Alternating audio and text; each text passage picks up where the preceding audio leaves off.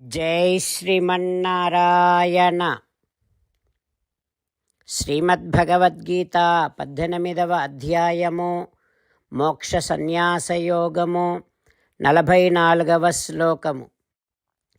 కృషి గోరక్ష వాణిజ్యం వైశ్యం కర్మ స్వభావజం పరిచర్యాత్మకం కర్మ శూద్రస్యాపి స్వభావజం. ఓం.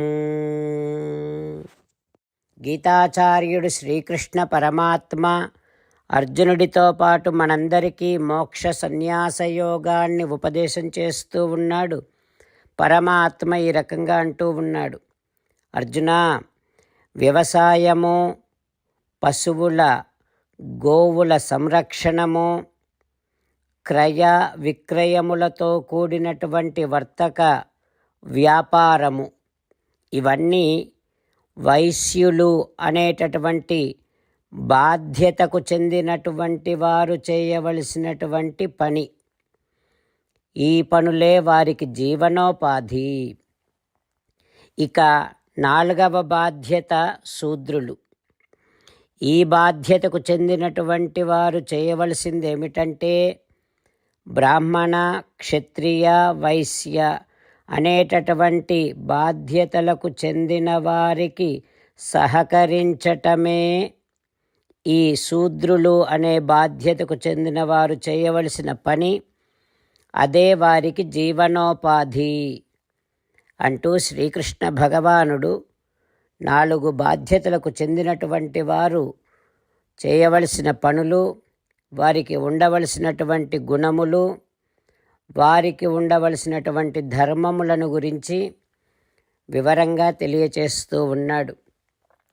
ఆ పరమాత్మ ఉపదేశాన్ని మనసారా భావన చేస్తూ మనము ఏ బాధ్యతకు చెందినటువంటి వారమో ఆ బాధ్యతకు చెందిన పనులను సక్రమంగా నిర్వర్తిస్తూ, ఆ బాధ్యతకు చెందినటువంటి పనులను సక్రమంగా నిర్వర్తించటము కోసము కావలసినటువంటి గుణములను మనలో సంస్కరించుకుంటూ, ప్రతి పనిని శ్రీమన్నారాయణుడి సేవగా చేస్తూ, శ్రీమన్నారాయణుడిని పొందటమే జీవిత లక్ష్యముగా పెట్టుకొని శ్రీమన్నారాయణుడిని మాత్రమే శరణు వేడుకుంటూ పరమాత్మ పలికిన పలుకులను అదేవిధంగా పలికే ప్రయత్నం చేద్దాం.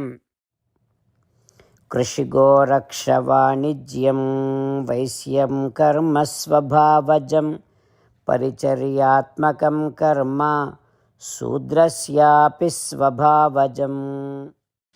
అంతేకాకుండా మనం ప్రతిరోజు శ్రీమన్నారాయణుడికి ఒక 8 పనులు చేస్తాం అని మాట ఇద్దాం. ఎందుకంటే శ్రీకృష్ణ భగవానుడు 18వ అధ్యాయములో 65 నుండి 70వ శ్లోకాల ద్వారా శ్రీమద్భగవద్గీత అంతటికీ సారభూతముగా మనకు 8 పనులు చేయమని చెప్పాడు. అలా చేస్తే చాలు, నేను మిమ్మల్ని అన్ని విధాలుగా రక్షిస్తా అని ప్రమాణపూర్వకముగా ప్రతిజ్ఞ కూడా చేశాడు. అందుకని శ్రీమద్భగవద్గీతను అంతటినీ విన్న తర్వాత అర్జునుడు కూడా చివరకు కరిష్యే వచనం తవ, కృష్ణ నువ్వు చెప్పినట్టే చేస్తా అని అన్నాడు. కనుకనే భగవానుడు అర్జునుడికి అన్ని విధాల విజయాన్ని అందించాడు. మనం కూడా ప్రతిరోజు శ్రీమన్నారాయణుడికి ఆ రకంగానే మాట ఇద్దాం. 8 పనులు చేస్తాం అని మనము మాట ఇస్తే అది అష్టాక్షరీ మహామంత్ర జపము చేసినటువంటి ఫలితాన్ని మనకు ప్రతిరోజు ఇస్తుంది. ఇట్లా మాట ఇవ్వటం కంటే గొప్ప పూజ, యజ్ఞము, తపస్సు మరొక్కటి లేనే లేదు. అందుకని నేను అంటూ ఉంటాను, మీరు మనస్సులో భావిస్తూ ఉండండి. ఈ రకంగా మనము మాట ఇస్తూ ఉంటే శ్రీకృష్ణ భగవానుడి ముఖారవిందములో కలిగేటటువంటి ఆనందాన్ని మనం ప్రతిరోజు దర్శిద్దాం, ఆస్వాదిద్దాం. జై శ్రీమన్నారాయణ. హో శ్రీమన్నారాయణ, నువ్వు చెయ్యమన్నట్టే నేను నిన్నే సంతతము ధ్యానము చేస్తూ ఉంటా. హో శ్రీమన్నారాయణ, నువ్వు చెప్పినట్టే నేను నీ భక్తుడిగానే ఉంటా. హో శ్రీమన్నారాయణ, నువ్వు చెయ్యమన్నట్టే నేను నా విధులను కర్తవ్యాలను నీ సేవగా నీ తృప్తి కోసమనే సక్రమంగా నిర్వర్తిస్తూ ఉంటా.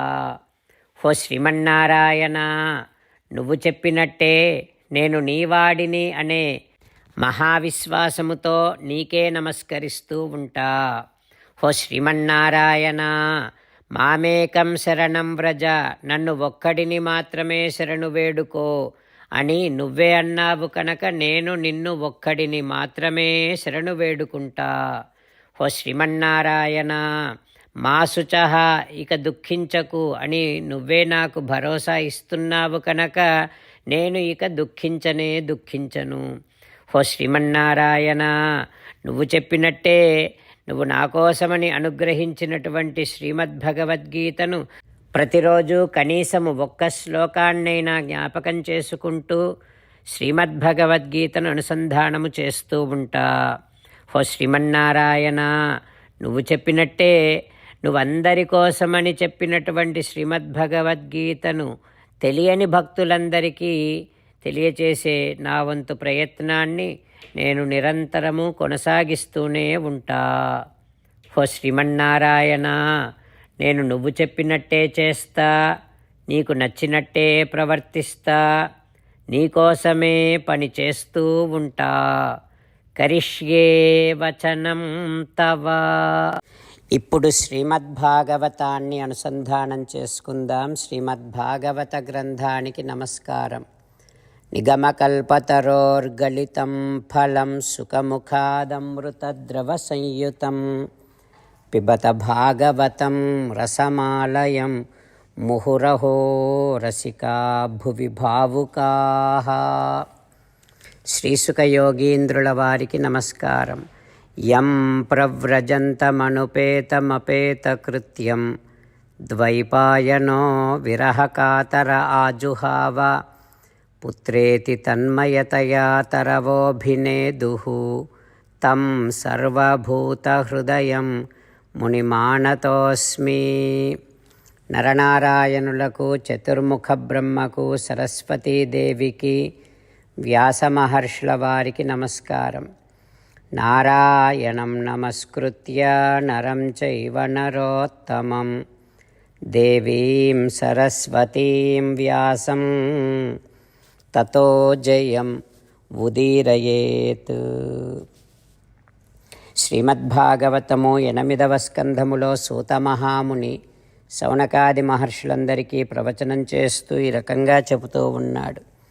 ఓ మహర్షులారా, శ్రీసుఖ యోగీంద్రుల వారు పరీక్షిన్నరేంద్రుడికి శ్రీమద్భాగవతాన్ని ఉపదేశం చేస్తూ ఇలా చెబుతూ ఉన్నాడు. ఓ పరీక్షిన్ మహారాజా, 13వ మనువు పేరు దేవసావర్ణి. అతడు మంచి ఆధ్యాత్మిక జ్ఞానము కలిగినటువంటి వాడు. అతని పుత్రులు చిత్రసేనుడు, విచిత్రుడు. ఇక ఆ 13వ మన్వంతరములో సుకర్ములు, సుత్రామాదులు ఇట్లాంటి వారంతా దేవతలవుతారు. దివస్పతేమో స్వర్గరాజు దేవేంద్రుడవుతాడు. నిర్మోకుడు, తత్వదర్శుడు అనేటటువంటి వారు సప్తర్షులవుతారు. దేవహోత్రునికి కుమారుడిగా శ్రీమన్నారాయణుని యొక్క అంశస్వరూపునిగా యోగీశ్వరుడు దేవహోత్రస్య తనయ ఉపహర్త దివస్పతేః యోగేశ్వరో హరేః అంశో బృహత్యాం సంభవిష్యతి. యోగేశ్వరుడిగా భగవానుడు ఆవిర్భవిస్తాడు. ఆ యోగేశ్వరుడి తల్లి పేరు బృహతి. సరే, ఇక 14వ మనువు ఇంద్రసావర్ణి. ఈ ఇంద్రసావర్ణికి ఉరువు, గంభీరుడు, బుధుడు అనేటటువంటి పుత్రులుంటారు.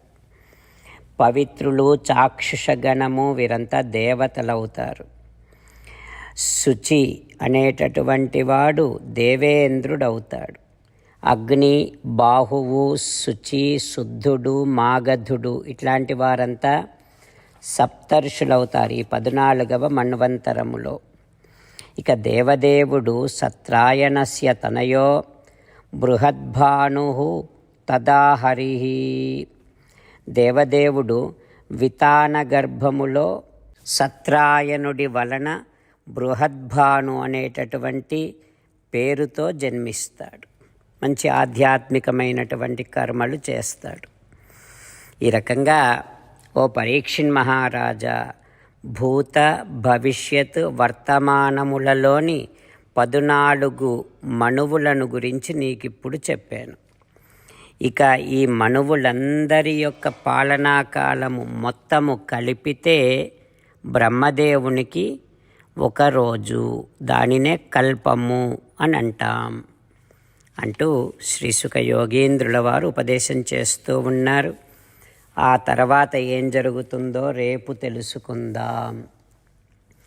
ఓం శ్రీకృష్ణ పరబ్రహ్మణే నమః. ఓం అస్మద్గురుభ్యో నమః. ముకుందమాల. కృష్ణో రక్షతు నో జగత్రయగురుః కృష్ణం నమస్యామ్యహం. కృష్ణేనామరశత్రవో వినిహతాః కృష్ణాయ తస్మై నమః. కృష్ణాదేవ సముత్థితం జగదిదం కృష్ణస్య దాసోऽస్మ్యహం. కృష్ణే తిష్టతి విశ్వమేతదఖిలం.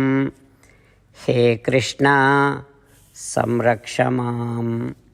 శ్రీమద్భగవద్గీత 18వ అధ్యాయము 44వ శ్లోకము. కృషి గోరక్ష్య వాణిజ్యం వైశ్యకర్మస్వభావజం పరిచర్యాత్మకం కర్మ శూద్రస్యాపి స్వభావజం. కృషి గోరక్ష్య వాణిజ్యం వైశ్యకర్మస్వభావజం పరిచర్యాత్మకం కర్మ శూద్రస్యాపి స్వభావజం. శ్రీమన్నారాయణ కరిష్యే వచనం తవ. సర్వం శ్రీకృష్ణార్పణమస్తు. జై శ్రీమన్నారాయణ.